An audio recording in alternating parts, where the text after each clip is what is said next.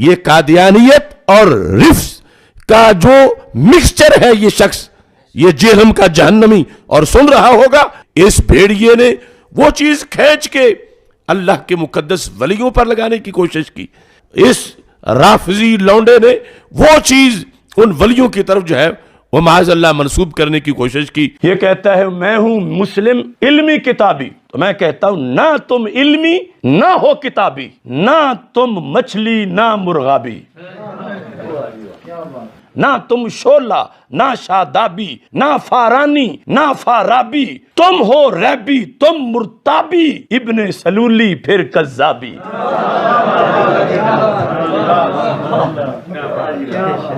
کچھ تم مندر، کچھ محرابی، کچھ ہو رافض، کچھ ہو وہابی، تم ہو عہد نو کی خرابی، روش کلابی فکر تیزابی۔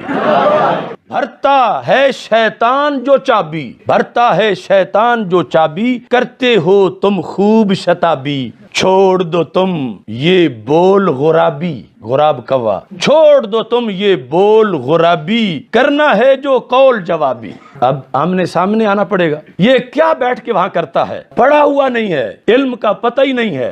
تو علمی کتابی نہیں ہے، تو دنیا کا سب سے بڑا فسادی ہے، جس کا کام، جس کو وقت کو بٹھایا گیا ہے صحابہ کے خلاف بھونکنے کے لیے، تیرا کام یہی ہے، الو بنا رہا ہے لوگوں کو۔ آج ہر بدبخت الو اٹھ کے جو ہے نا صحابہ کے خلاف بھونکنا شروع کر دیتا ہے، اور یہ زہر کا پیالہ پی لے گا، بتا دوں، حضرت معاویہ کے مسئلے میں بھی سامنے بیٹھنے کے لیے تیار نہیں ہے، یہ پی لے گا زہر کا پیالہ، یہ نہیں بیٹھے گا سامنے، یہ صرف بند کمرے میں بیٹھ کر لمبی لمبی پھینکنے والے لوگ ہیں یہ۔ اس کے بعد بھی کم وقت اگر تو یہ کہتا ہے نا کہ مناظر جھگڑا ہوتا ہے، اس کا مطلب تو لوگوں کو الو بنا رہا ہے بیٹھ کے، تو علمی کتابی نہیں ہے، تو دنیا کا سب سے بڑا فسادی ہے، جس کا کام، جس کو وقت کو بٹھایا گیا ہے صحابہ کے خلاف بھونکنے کے لیے، تیرا کام یہی ہے۔ میں نے تو اپنی زندگی میں اب تک، حالانکہ میں تو درس نظامی میں نے پڑھا ہے، میں نے المہند المفند کا ہمیں تو پتہ بھی نہیں تھا اس میں کیا لکھا ہوا ہے، یہ قصے پرانے ہو چکے تھے، یہ بحثیں ختم ہو چکی تھی، نئے سرے سے ایک پرانے قصے اٹھا کے امت میں آگ لگا دینا۔ جو آپ کو آپ کے اسلاف سے ہٹا رہا ہے اور یہ کہہ کے کہ میں بابوں کو نہیں مانتا،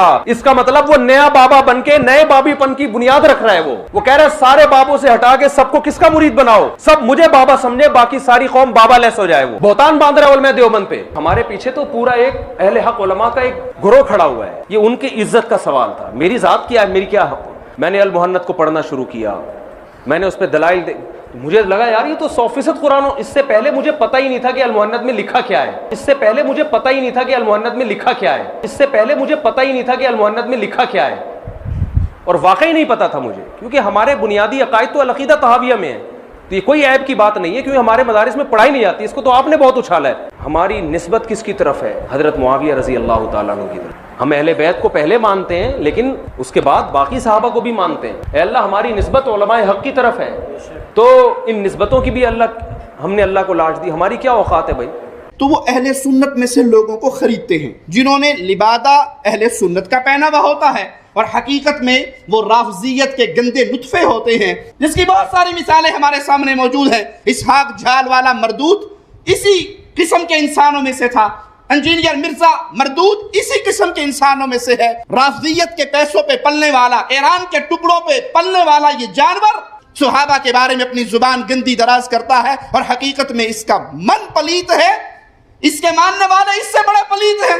یہ مرزا جہلمی چھپا ہوا رافضی اہل سنت کا لبادہ اڑا ہوا، وہ بدبخت ہر وقت ہر ٹائم اس خاندان کے اوپر حملہ آور، اس خاندان کی توہین و تشنیع کرنا۔ ایک حدیث گڑی ہوئی ہے، ایک حدیث گڑی ہوئی ہے، ایک حدیث گڑی ہوئی ہے، یعنی مفہوم گڑا ہوا۔ حدیث تو درست ہے، کہتا ہے عمار کو فیا باغیہ قتل کرے گا، وہ عمار کو جہنم کی طرف بلاتا ہوگا، معاذ اللہ، وہ عمار کو جہنم کی طرف بلاتا ہوگا، اور یہ جو جہنم کی طرف بلانے والا گروہ تھا نا معاذ اللہ، یہ امیر معاویہ کا تھا، امیر معاویہ نے قتل کیا تھا، امیر معاویہ معاذ اللہ جہنم کی طرف بلانے والے۔ जेहलमी कहता है नहीं जी नहीं, वो तो गिरोह जहन्नुम की तरफ बुलाने वाला। आज जहलम का एक जबरदस्त किस्म का रुसवाए जमाना इंसान, और मिर्जा अली अल जहलमी कई सवाल ऐसे हैं जिनका जवाब बाकी है। तो इब्ने तैमिया की क्या बात करता है, कहां पे राजा भूज, कहां पे गंगू तेली। हजरात गिरामी का तेरी औकात क्या है, तेरी हैसियत क्या है, तेरा मुकाम और मनसब, तेरा मर्तबा क्या है। हर इब्ने तैमिया से मोहब्बत करने वाला तेरे वजूद के पर थूकेगा, तेरे किरदार पे थूकेगा, तेरी सीरत पे थूकेगा, तेरे नस्बुल ऐन पे थूकेगा, तेरे नजरिए पे थूकेगा। हजरात गिरामी का झूठा है, ये कज़्ज़ाब है, ये मक्कार है, ये दज्जाल है। लोगों को अपने दामे तस्वीर में फंसाना चाहता है, लोगों को सैयदना अमीर मुआविया की ज़ात अक़दस से बरगश्ता करना चाहता है। हजरात गिरामी का देख लीजिए, मैं आपको ला वजील बसीरत ये बात कहता हूं, मिर्जा कल भी जलील था, मिर्जा आज भी जलील है, और इंशाअल्लाह मरते दम तक ये जलील और रुसवा ही रहेगा। हुजूर सल्लल्लाहु अलैहि वसल्लम का मकसद अफराद को बंदगी और दावत देना। यार इतनी लंबी स्टोरी क्यों लिखते हैं यार, सवाल लिखा करो यार एक लाइन का।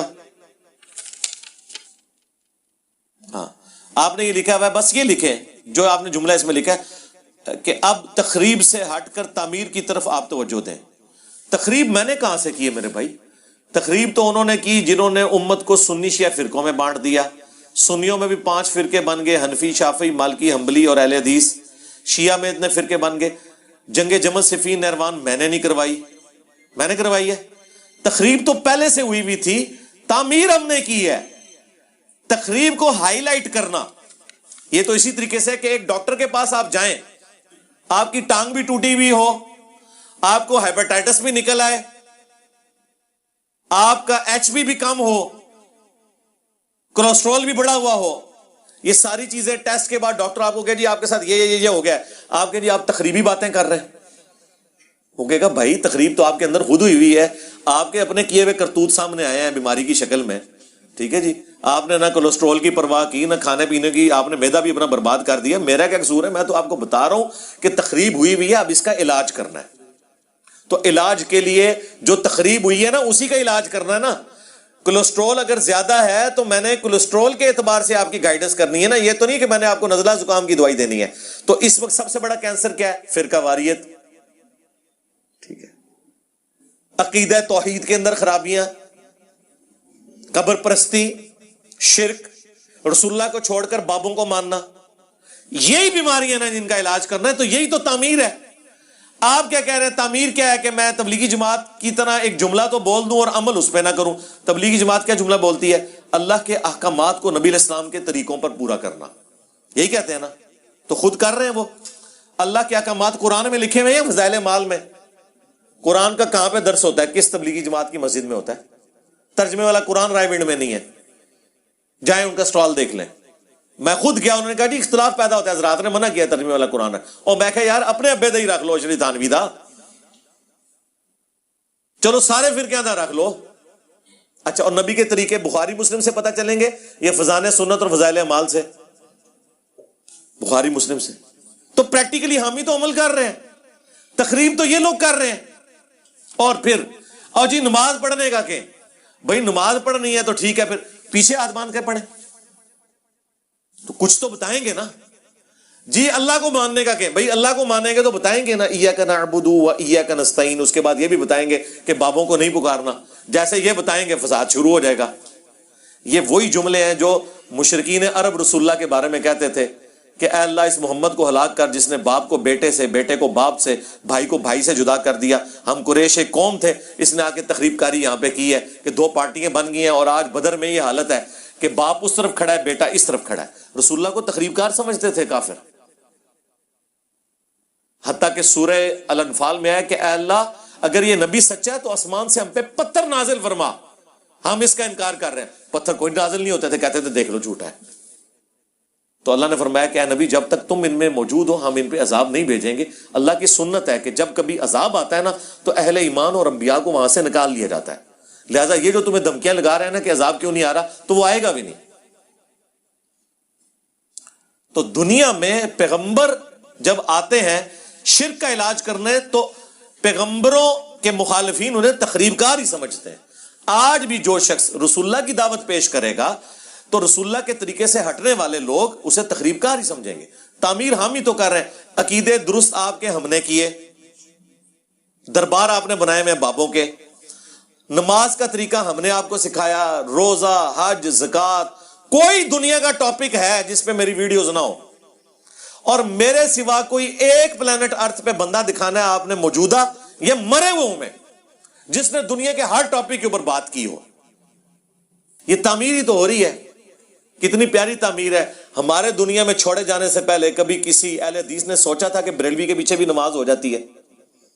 تخریب کار تو آپ اور آپ کے علماء تھے, ہم نے تو تعمیر کی ہے. آپ تو کہتے تھے یہ شیطانی لشکر ہے, وہ کہتے تھے یہ مرتد اور واجب القتل ہے, وہ کہتے تھے یہ خوارج کی ایک جماعت ہے. بھائی اسام الارمین اور المہند المفند کا تعارف ہم نے کرایا نا.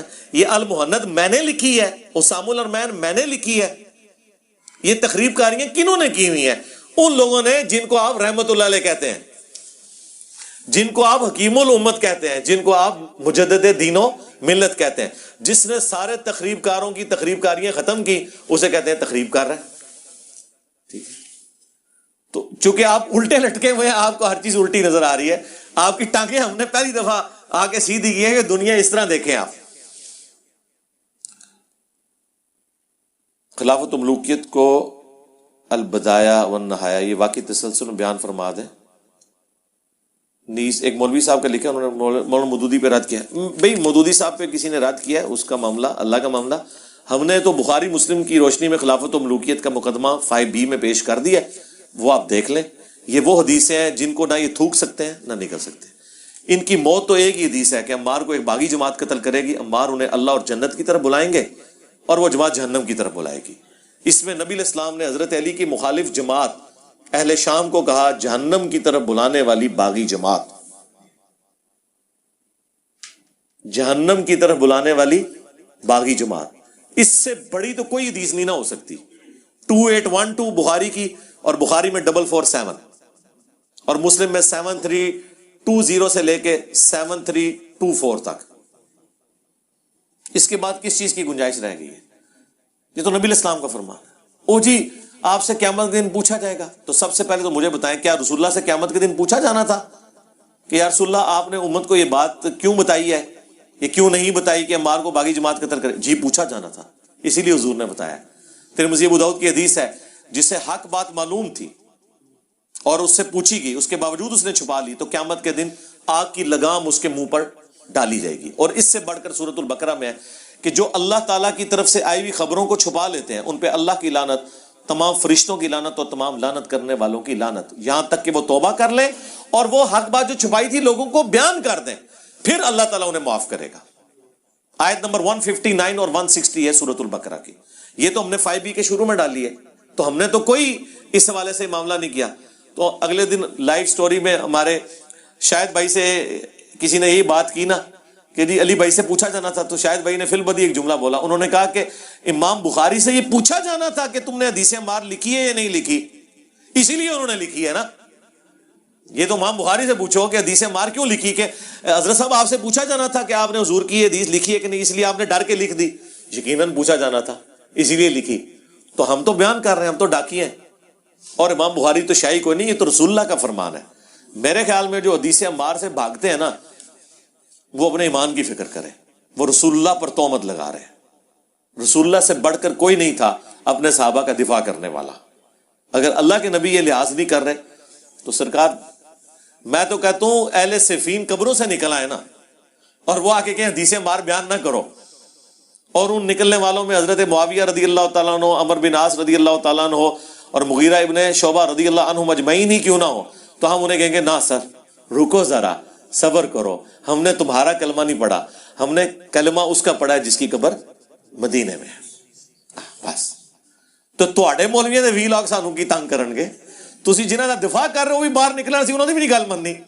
اور اس سے بڑھ کر ہم انہیں ساتھ یہ بھی کہیں گے کہ حضرت ہماری قسمت اچھی ہے کہ ہم آپ کے زمانے میں نہیں, ورنہ آپ کے اوپر تلوار ہم سونت لیتے مولا علی کے حق میں, اور آپ کی قسمت اچھی ہے کہ آپ ہم سے بچ گئے. لیکن اب ہم اپنی زبان تو کم از کم کھولیں گے, اس زمانے میں تو ہم نے تلوار بھی اٹھا لینی تھی.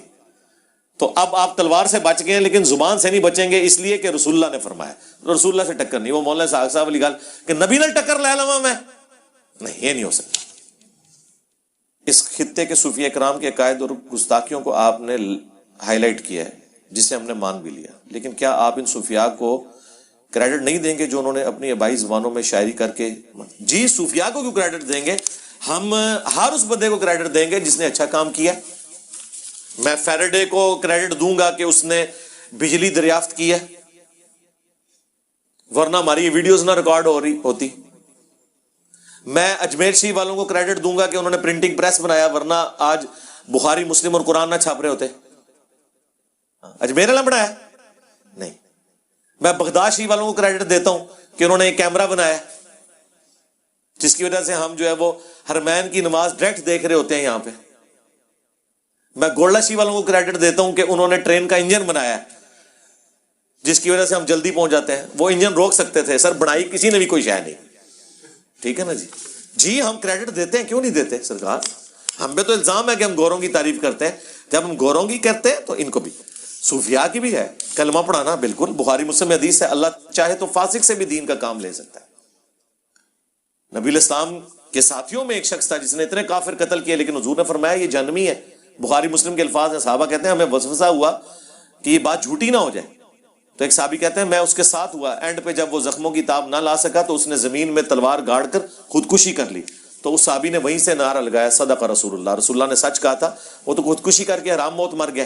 پھر حضور نے فرمایا کہ بے شک میں اللہ کا رسول ہوں، یعنی مجھے اللہ نے غیبی خبر دی تھی کہ یہ جہنمی ہے، حالانکہ اتنے کافروں کو اس نے قتل کیا۔ پھر حضور نے فرمایا کہ آخرت کا دار و مدار ایمان کے اوپر ہے، اے بلال اٹھ کے اعلان کر دو۔ اور بعض اوقات اللہ تعالیٰ فاسق سے بھی دین کا کام لے لیتا ہے۔ اس کا یہ مطلب نہیں ہوتا کہ اس شخص کے عقیدے درست ہیں۔ اب یہ باتیں کریں نا تو ان کو غصہ آ جاتا ہے، تو ان کو سمپل ایک بات کیا کریں کہ ڈاکٹر ذاکر نائک نے سینکڑوں ہزاروں ہندوؤں کو کلمہ پڑھایا، تو سب سے بڑا بزرگ تو وہ ہوا آئے ہو نا ہوں داڑ تھلے ترا نکلیا نا تھوڑا 90 لاکھ، اور 90 لاکھ نو چھڈ 90 تو زیادہ تے ہندوؤں نو کلمہ ڈاکٹر ذاکر نائک نے پڑھایا نا۔ آپ کے بابوں کا تو پتہ ہی 90 لاکھ تو آبادی نہیں تھی اس زمانے میں۔ تو یہاں پر جو ہم نے خود دیکھا اس کو ولی اللہ کیوں نہیں مانتے؟ اور نہیں جی اس طرح کو ولی ہو جاتا ہے، تو سر اس طرح بھی ولی کوئی نہیں ہوتا۔ جاؤ اور پھکی لب گئی ہے، شاہ جی لب گئی ہے پھکی۔ اہل علم بانٹتے ہوئے کیوں ہچکچاتے ہیں؟ بہت سے لوگ بس علم ہوتا ہے، آج کل پڑھے لکھے طبقے میں بھی علم تو آپ کا خیال ہے بہت سے لوگوں کے پاس ہوتا ہے، ہمارا تو غلط ہی تجربہ ہوا ہے۔ علم نہیں ہوتا، ان کے پاس اپنے بزرگوں کی لکھی ہوئی کتابوں کی باتیں اور سٹوری ہوتی ہیں جو انہوں نے یاد کی ہوتی ہیں۔ علم تو ہے قرآن و سنت کا علم۔ یہ جتنے علماء ٹی وی پہ آ کے مسائل بتا رہے ہیں، کبھی کسی کے منہ سے آپ نے آیت حدیث اور اس کا نمبر سنا ہے؟ آپ کیوں یہ سمجھے ہوئے ہیں کہ یہ لوگ بہت علم والے ہیں؟ علم والے تو وہ ہوں گے حدیث بیان کریں، نمبر بتائیں، نہیں بتا رہے ڈسپلے ہو جائے، کم از کم کتاب کا نام بتائیں، آیت کا ریفرنس کوٹ کریں۔ ہمارے کلپس اپلوڈ ہوتے ہیں کسی بھی ایشو کے اوپر ایک ایک ریفرنس لگتا ہے۔